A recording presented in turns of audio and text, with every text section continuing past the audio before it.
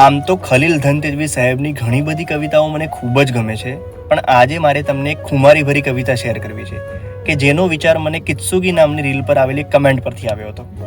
Comment કંઈક આવી હતી કે જો સંબંધની વાત કરીએ તો સાચવવાની ભાવના બંને બાજુથી હોવી જરૂરી છે.